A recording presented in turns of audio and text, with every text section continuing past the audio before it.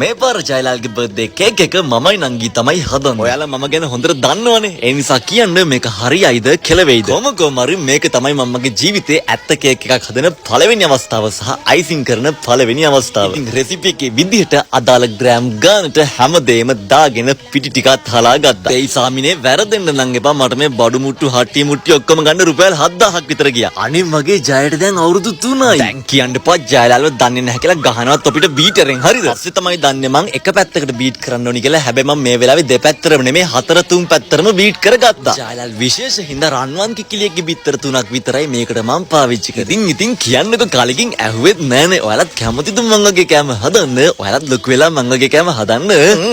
අනේ නික ඵලයන් ළමයි යන්න උඹයි මමයි හතර කෑම. ඉතින් වැදගත්ම කාරණාව තමයි අපිට අවන් එකක් නැහැ. ඒ නිසා මමයි පොඩි එකී යනවා මේ කේක් එක බේක් කරගන්න අපේ නැන්දලාගේ ගෙදර.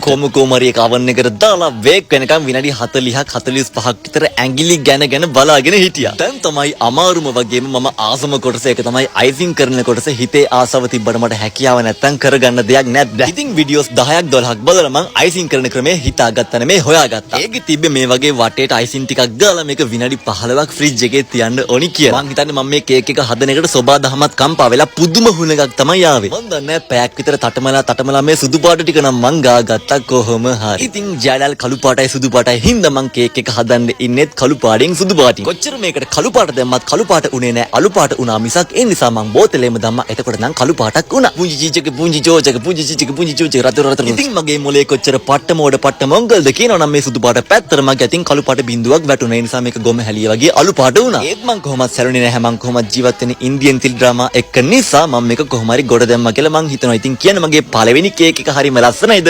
හෙට අපි බර්ත්ඩේ වීඩියෝ එක බලමු. see you bye.